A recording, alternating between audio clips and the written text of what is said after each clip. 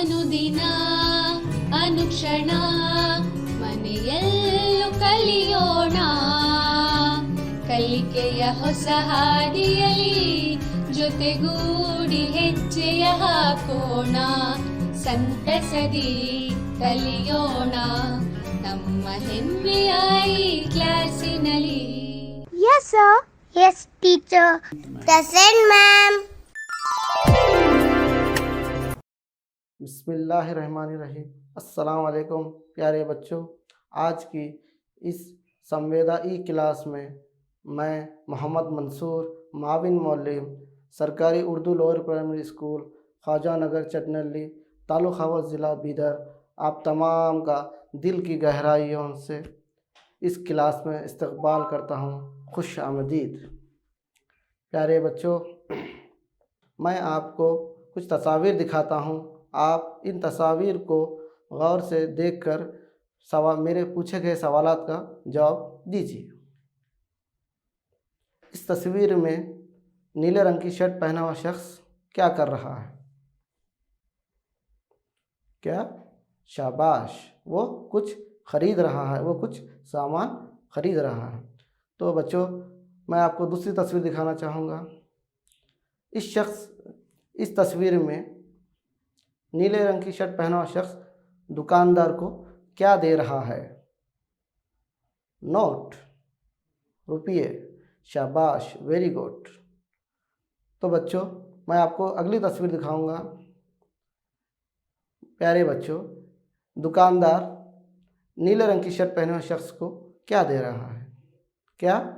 चिट्ठी, बिल, रसीद, पेपर। बिल्कुल, वो एक पेपर दे रहा है, यानी चिट्ठी दे रहा है, जिसे हम रसीद कहते हैं। क्या कहते हैं? रसीद। इंग्लिश में इसे बिल कहते हैं। तो प्यारे बच्चों, आज हम फहरिस्त कीमत और रसीद यानी बिल के बारे में मालूमात हासिल करेंगे।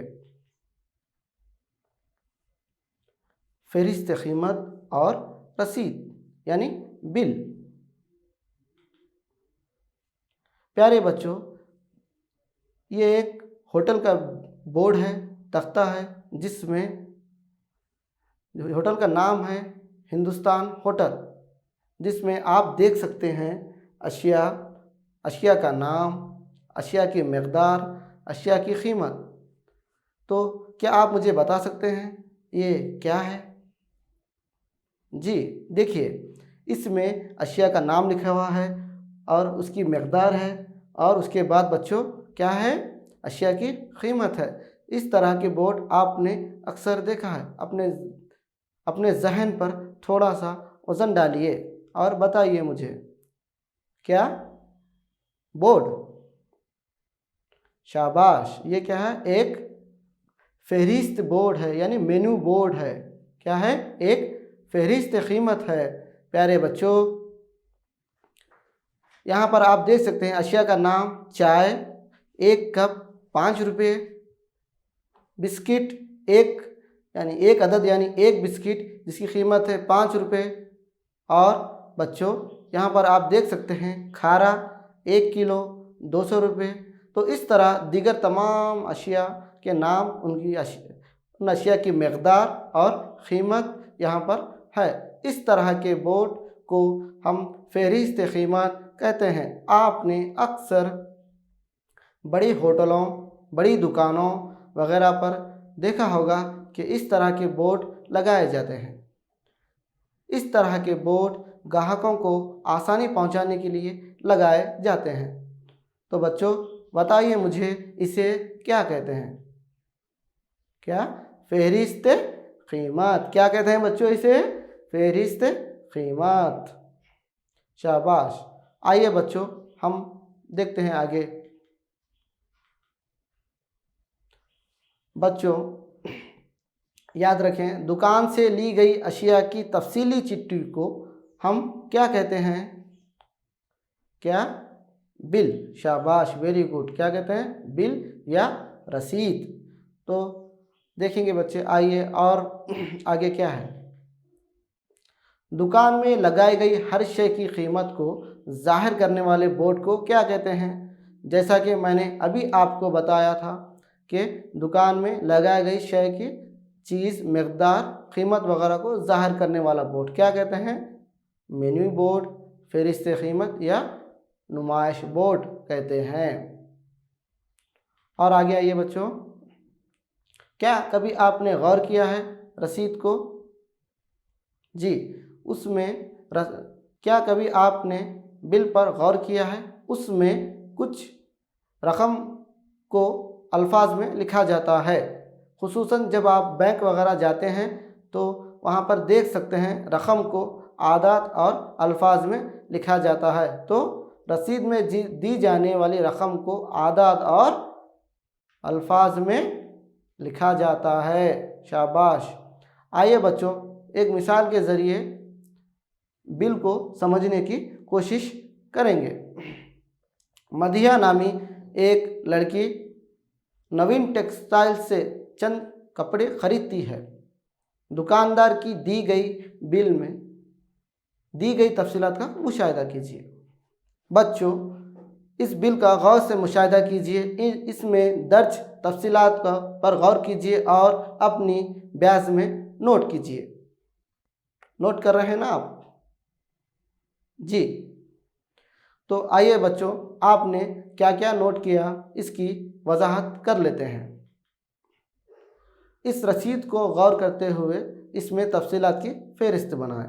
तो पहली चीज़ आपने देखा होगा, इसमें दुकान का नाम और पता है। क्या है बच्चों? दुकान का नाम और पता है। प्यारे बच्चों, दुकान का नाम और पता इसलिए दर्ज किया जाता है, इससे ग्राहकों को सामान कहाँ से ख़रीदा और किस दुकान से ख़रीदा मालूम करने में आसानी होती है। हमने अक्सर देखा है एक नाम के कई दुकान होते हैं, इसलिए जब दुकान का नाम और पता वाज़ेह हो तो हम जाकर कोई चीज़ वहाँ से ख़रीद सकते हैं। उस चीज़ में कुछ तब्दीली करना है तो हम कर सकते हैं। दूसरी चीज़ आपने क्या गौर की है बच्चों? रसीद नंबर। बिल्कुल, रसीद नंबर जो है ना ग्राहकों को मदद फराहम करता है। किस तरह? देखें, रसीद का एक नकल जो है ना दुकान वालों के पास होता है। जब कभी आप कुछ सामान ख़रीदते हैं उस पर गारंटी या वारंटी दी जाती है तो वो रसीद नंबर के ज़रिए वो अपने पास मौजूद रसीद बुक में से आपका रसीद नंबर देखकर वो जान सकते हैं कि आपने ये उन्हीं की दुकान से ख़रीदा है और आपको दीगर जो सहूलत देना है वो आप तक पहुंचाते हैं। तीसरा नुक्ता आपने गौर किया होगा बच्चों, ग्राहक का नाम। क्या है बच्चों? ग्राहक का नाम। तो प्यारे बच्चों, ग्राहक का नाम लिखा जाता है उसमें कि ये सामान इस शख्स ने ही ख़रीदा है या उस शख्स ने ख़रीदा है। अगर हम ग्राहक का नाम ना लिखें तो हमें पता नहीं चलेगा कि सामान किसने ख़रीदा है।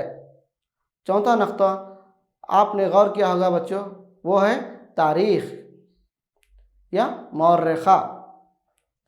प्यारे बच्चों, जब कभी हम तारीख़ लिखते हैं तो इससे साफ ज़ाहिर होता है कि ये सामान या ये काम हमने किस दिन किया है। ये तारीख़ हमें अक्सर जब गारंटी या वारंटी लेना होता है तो बहुत काम आती है। अक्सर आपने देखा होगा वारंटी कार्ड पर लिखा जाता है कि ये फ़ैन या ये लाइट 1 साल तक की गारंटी पर है या 1 साल की वारंटी दी जाती है। तो जब दुकानदार रसीद पर तारीख़ लिखता है तो हमें उस दिन से लेकर 1 साल तक उस फ़ैन में जो कुछ भी ख़राबी हो या कुछ करना हो तो हम दुकानदार तक ले जा सकते हैं। तो तारीख़ हमें वारंटी और गारंटी देखने में मदद करती है। पांचवा नुक्ता बच्चा आपने देखा होगा, वैट टैक्स। वैट टैक्स जो है ना अशिया पर सरकार को दिया जाने वाला टैक्स है। छठवां नुक्ता आपने गौर किया होगा बच्चों, कुल रकम, वो है कुल कीमत, यानी तमाम अशिया जो बिल में हमने ख़रीदे हैं उन तमाम अशिया का कुल मजमुआ यानी कितने पैसे हुए उसको कुल रकम कहते हैं। रकम अल्फाज में इसलिए लिखा जाता है आदात में कुछ रद्दबदल ना हो। कभी कभी कोई ग्राहक कम देकर ज़्यादा बोल दे या कभी कोई दुकानदार कम लेकर ज़्यादा दिया बोलकर ऐसा ना कहा जाए और ग्राहकों से किसी किस्म की धोखाधड़ी ना हो, इसलिए रकम को अल्फाज में लिखा जाता है। 8वां नुक्ता बच्चों आपने गौर किया होगा, दस्तखत, दुकानदार की दस्तखत। प्यारे बच्चों, दुकानदार की दस्तखत इसलिए होती है, इससे ये वजाहत होती है और साबित होता है कि ये सामान इसी दुकान से ख़रीदा गया है। दुकानदार अपनी दस्तखत को देखकर पहचान सकता है। और बच्चों दीगर तफसीलात कुछ इस तरह हैं, जैसे शुमारा नंबर है, यानी आपने दुकान से कितना सामान ख़रीदा है। उसके बाद तफसील है, यानी आपने कौन सा सामान ख़रीदा है उस तफसील में दर्ज किया जाता है बच्चों। और उसमें आप देख सकते हैं अशिया की मकदार भी है बच्चों। मकदार यानी आपने कौन सी चीज़ कितने किलो, कितने ग्राम या कितने अदद ख़रीदे हैं, इस तरह के मालूमात हमें अशिया के मकदार में मालूम होते हैं बच्चों। और आपने यहाँ पर देखा है शराइत और पाबंदियाँ। कुछ बिलों में बच्चों टर्म्स एंड कंडीशन बोलकर लिखा होता है। इसमें यह वजाहत की जाती है कि दुकानदार ली गई रकम को वापस नहीं करेंगे। अगर अक्सर आपने कपड़ों के बिलों रसीद या बिल पर देखा होगा कि कपड़ों के रंग की कोई गारंटी नहीं, रंग जाने पर कपड़ा बदल कर नहीं दिया जाएगा। इस तरह के पाबंदियाँ इसमें लिखी होती हैं। तो बच्चों मैं समझता हूँ, प्यारे बच्चों मैं समझता हूँ आपने रसीद के बारे में मालूमात हासिल किए। तो आइए देखते हैं एक मिसाल के ज़रिए रसीद की तफसीलात। हम इस रसीद में बच्चों कौन सा नुक्ता कहाँ पर है, जो तफसीलात हमने अपने ब्याज में दर्ज की हैं उसको ढूंढते हैं। तो सबसे पहले बच्चों हमें क्या ढूंढना है, दुकान का नाम और पता। तो बच्चों ये दुकान का नाम क्या है, दुकान का नाम नवीन टेक्सटाइल, ये दुकान का नाम है प्यारे बच्चों। उसके बाद दुकान का पता कहाँ है बच्चों, हाँ शाबाश, ये दुकान का पता क्या है, नंबर 4 अहम रोड नागेंद्र। उसके बाद बच्चों हमें क्या देखना है, बिल नंबर कितना है बच्चों 345। उसके बाद क्या देखना है बच्चों, ग्राहक का नाम। यहाँ पर ग्राहक का नाम क्या है, मदीहा। क्या है बच्चों, मदीहा, वेरी गुड। आपने नोट किया है ना तमाम को। अगर नोट में कुछ आगे पीछे हो तो कोई बात नहीं, उसको आप दुरुस्त कर लें। उसके बाद बच्चों क्या देखना है, तारीख़ मौर्रिखा। तो मदीहा ने कपड़े कब खरीदे प्यारे बच्चों, 15 अगस्त 2013। उसके बाद क्या है बच्चों, शुमारा नंबर, यानी हमने कितने सामान खरीदे हैं, हमने कितना सामान खरीदा है। उसके बाद क्या है बच्चों, तफसील। क्या है, तफसील, हमने क्या चीज़ें खरीदी हैं। जैसे इसमें आप देख सकते हैं साड़ी, खमीस, पैंट वगैरह। उसके बाद मकदार। क्या है बच्चों, मकदार, यानी हमने कितने मकदार में ली। जैसे आप देख सकते हैं साड़ी 1, पैंट 2 लिए और ख़मीस भी 2 लिए। तो इस तरह हमें सामान की या अशिया की मकदार मालूम होती है। तो बच्चे उसके बाद हम क्या देखेंगे, वैट टैक्स। क्या देखेंगे, वैट, ये जो है ना अशिया की कीमतों पर हुकूमत से लगाया जाने वाला टैक्स है। उसके बाद बच्चों हम क्या निशानदाही करेंगे, कुल कीमत। क्या निशानदाही करेंगे, कुल कीमत, वेरी गुड। उसके बाद आप बताइए क्या गौर करेंगे, क्या दस्तखत, नहीं। यहाँ पर हम क्या देखेंगे, आप रकम अल्फाज में। क्या देखेंगे बच्चों, रकम अल्फाज में। देखिए यहाँ पर रकम अल्फाज में लिखी हुई है ना, सिर्फ 1211 रुपये। उसके बाद बच्चों, उसके बाद आखिर में क्या देखेंगे हम, दस्तखत, क्या देखेंगे? दस्तखत। Very good. तो मैं समझता हूँ आपको बिल की वजाहत हो चुकी है। याद रखें बच्चों, रसीद खरीदी गई अशिया के लिए सबूत होता है। रसीद हमने जो सामान दुकान से ख़रीदा है उसके लिए एक सबूत है कि हमने ये सामान यही दुकान से ख़रीदा है।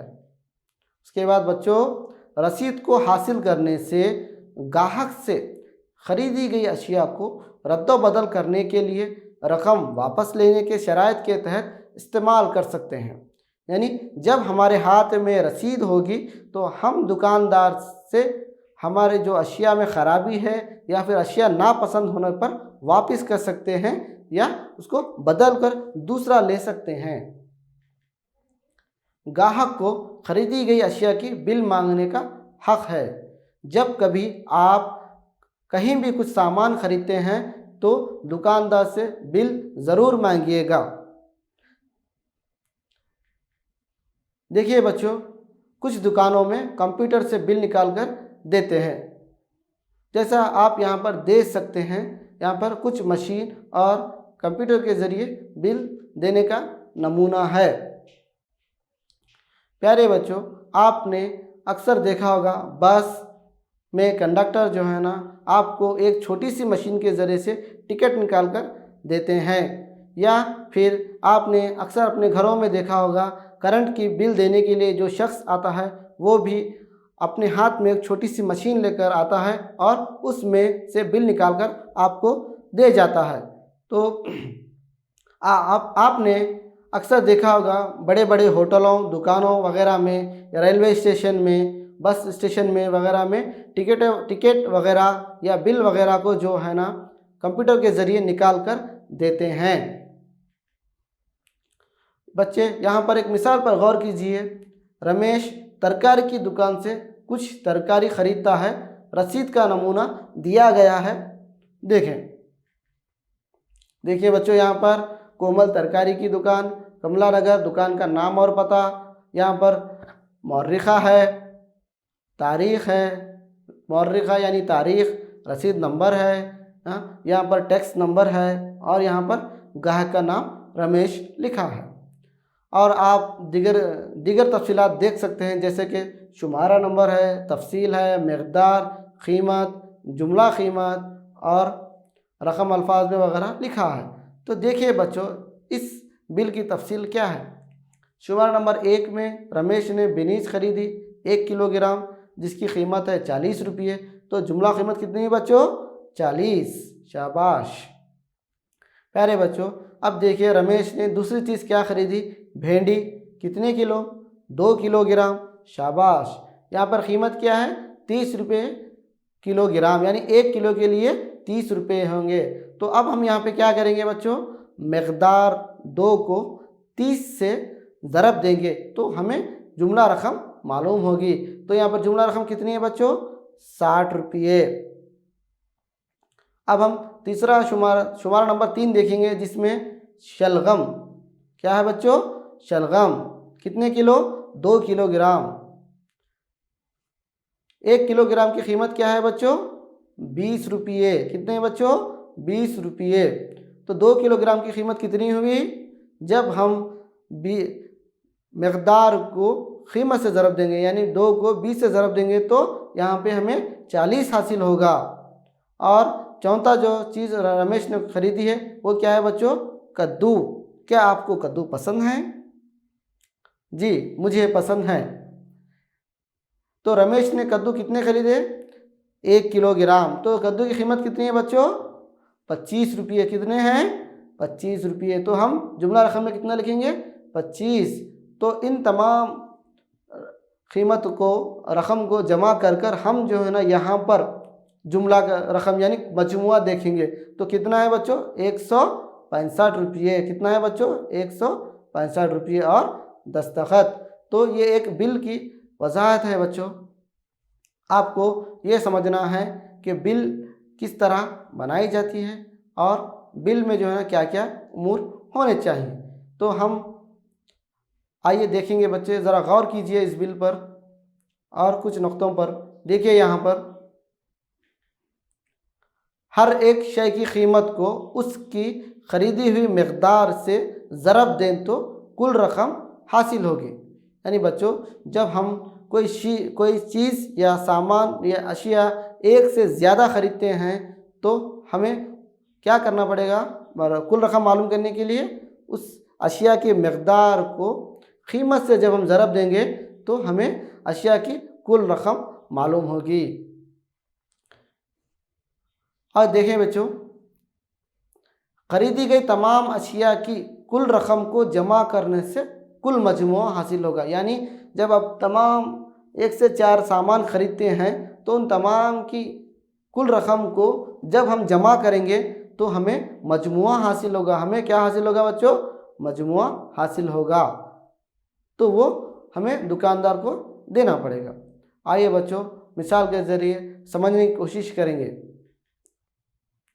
दर्ज झैल रसीद को मुकम्मल कीजिए। JK बेकरी, शहरी रास्ता, बीदर। तारीख़ 5/12/2013। गाहक का नाम है पीटर।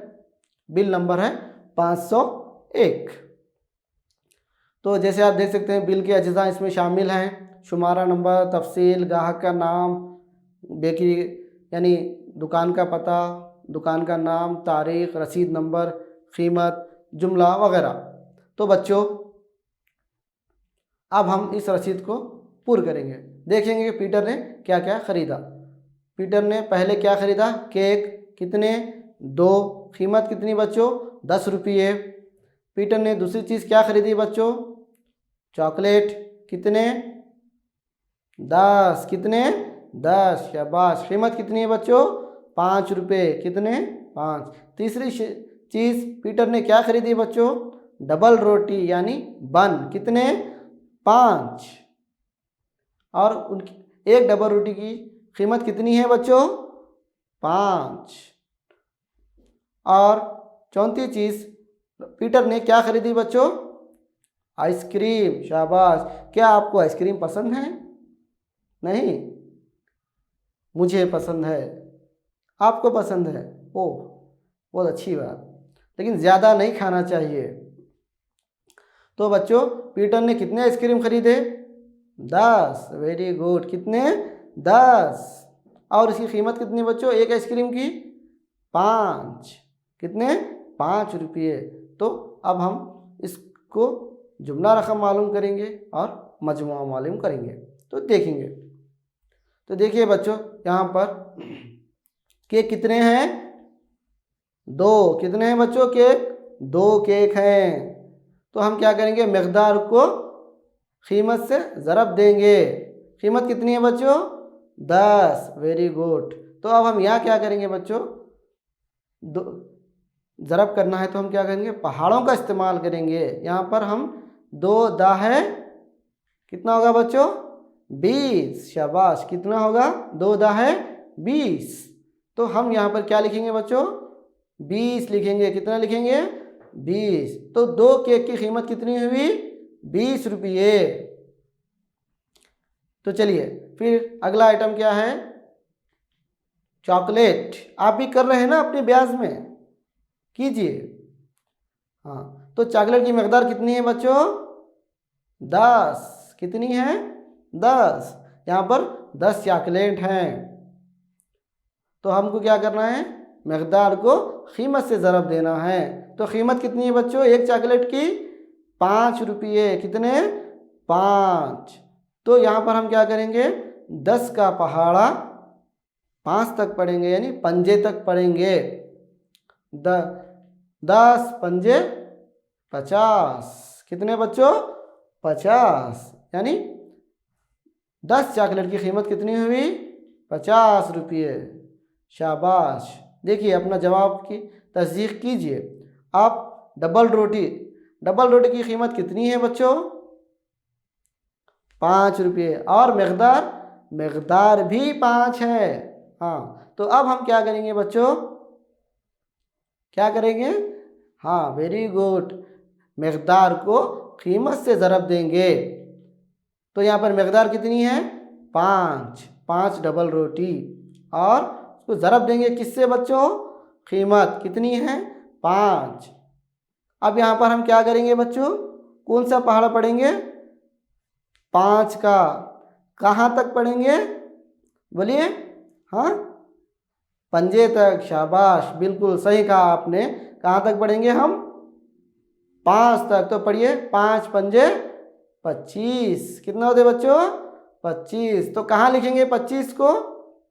डबल रोटी के लाइन में लिखेंगे। कहाँ लिखेंगे? डबल रोटी के लाइन में लिखेंगे। तो लिखिए 25। अब बच्चों आइसक्रीम कितने हैं? 10। कितने हैं? 10। तो आइसक्रीम की कीमत कितनी है? 5। तो अब हम क्या करेंगे बच्चों? मकदार लेंगे। कितनी? 10 आइसक्रीम। मैंने इससे पहले पूछा आपको क्या आइसक्रीम पसंद है? कुछ ने कहा पसंद है, कुछ ने नहीं। अब ये मौसम गर्मा का है, आप कभी कभी खा सकते हैं लेकिन ज़्यादा ना खाएं। तो प्यारे बच्चों अब हम क्या करेंगे? मकदार को कीमत से ज़रब देंगे। यहाँ पर कीमत कितनी है? 5। तो प्यारे बच्चों देखिए यहाँ पर अब कौन सा पहाड़ा पढ़ेंगे? 10 का। शाबाश, कौन सा? 10 का पहाड़ा पढ़ेंगे। तो 10 पंजे 50। कितने बच्चों? 50। अब उसको कहाँ लिखेंगे? आइसक्रीम के कॉलम में लिखेंगे हम। कहाँ लिखेंगे? आइसक्रीम के कॉलम में। तो लिखिए 50। तो बच्चों ये हमारी बिल तैयार हो चुकी है। तो अब हमें यहाँ पर अब क्या करना है? शाबाश, कुल मजमुआ मालूम करना है। क्या करना है? कुल मजमुआ मालूम करना है। तो आइए देखते हैं कुल मजमुआ। आप देख सकते हैं यहाँ पर 0 0 5 0 यानी 5 ही आएगा। उसके बाद आप देख सकते हैं बाजू में यहाँ पर दाएं के मुकाम पर 2 में 5 मिलाने पर, 2 में 5 मिलाने पर कितने होंगे? 7।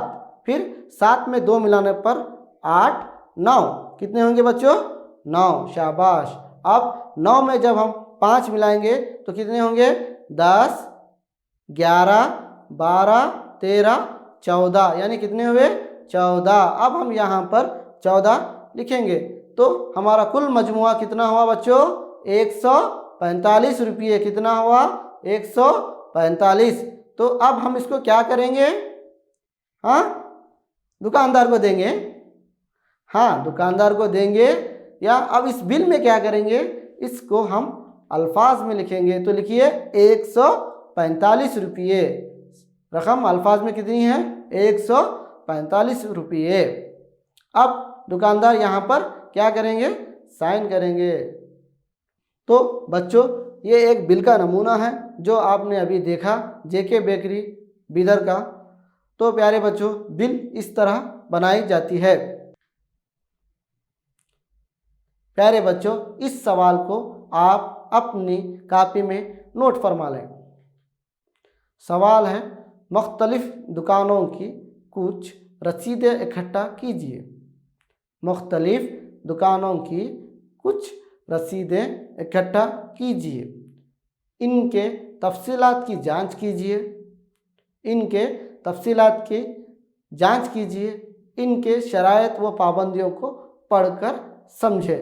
इनके शराइत व पाबंदियों को पढ़कर समझें। अगर आपको समझने में मुश्किल हो रही है तो अपने बड़े भाई बहन या फिर अपने वालिदैन दोस्तों से इसके बारे में मालूमात हासिल करेंगे। उम्मीद करता हूँ आप लोगों को ये सबक अच्छी तरह समझने आ चुका है। शुक्रिया। ಅನುದಿನ ಅನುಕ್ಷಣ ಮನೆಯಲ್ಲೂ ಕಲಿಯೋಣ ಕಲಿಕೆಯ ಹೊಸ